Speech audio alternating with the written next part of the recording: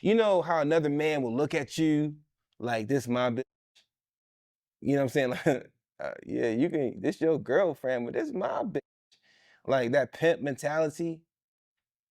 That's how I felt from the security guard and the boss. You know what I'm saying? Like that's my bitch. He even said it a couple of times. You're my bitch in front of her father. You know what I'm saying? In front of everyone. So hearing this, I'm thinking like, okay, I'm about to mess up this man's money because if he's calling you your bitch, then he must have invested in you. So last night I got to listen to Q from Day 26's interview about his true side of the story, his actual details. Now, for the longest time, we've all known something happened to Q. We all knew something wasn't quite right, but he never truly explained all of the stories and all of the things and all of the consequences of these stories. And even in the documentary, Sean Diddy: The Reckoning, um, we never got to understand Don's real part in all of it. I have linked this Art of Dialogue interview with Q from Day 26 on this post. It is a little hard to listen to because it's very traumatizing. Like I had to take a break because God bless this man and the things that he's had to overcome and the things that he's currently fighting because of his situation. But one thing that stood out the most to me is specifically when he starts speaking about Don Richards, right? There's a part in the documentary, I think it's like episode 3. I watched this Sean Reckoning documentary 3 times because I really wanted to understand anything I didn't feel like I did. And I really wanted to start connecting more dots and picking up the little things, the little jewels that were left that you can only cover so much in a short period of time for a documentary.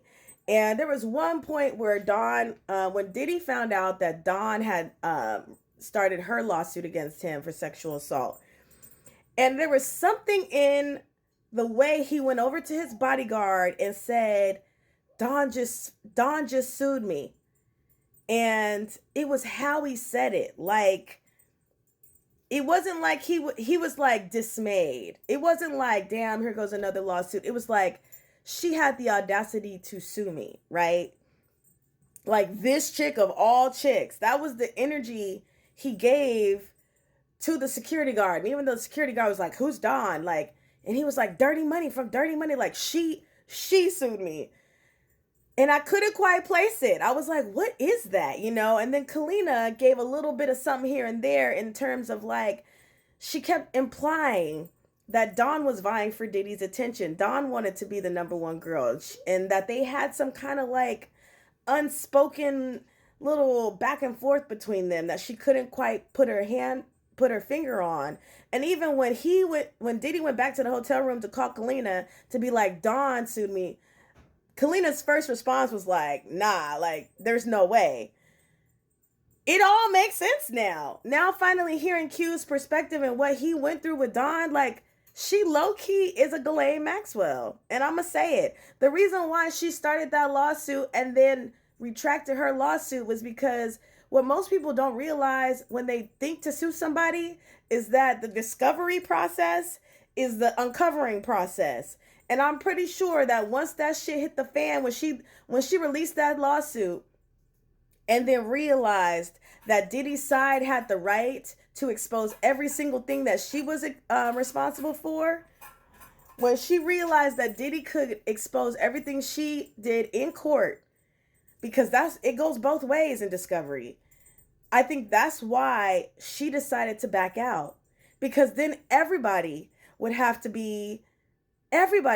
know that she literally was responsible for Q's trauma.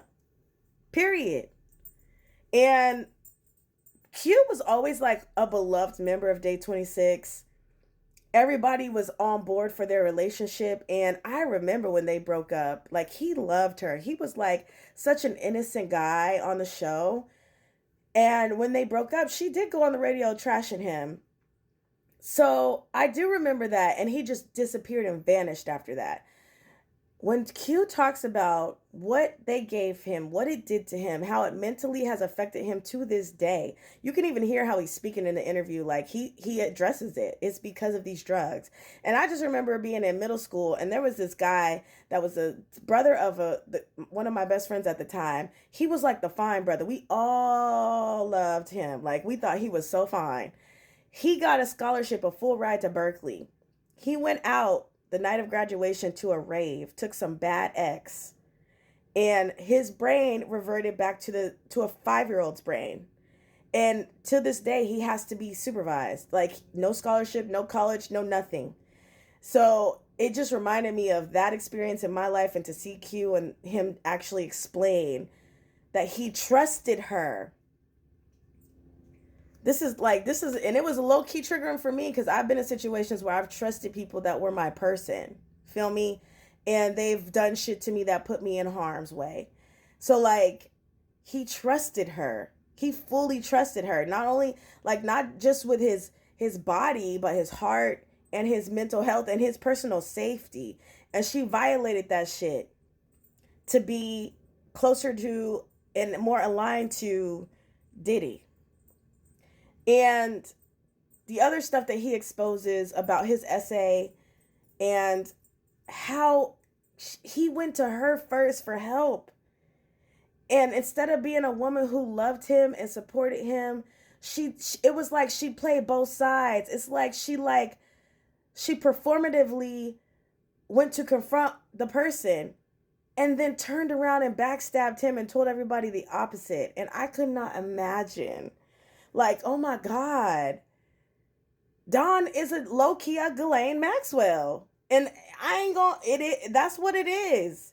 And that's why her ass decided not to sue Diddy, because she knew the world would have to know what she did too. Period.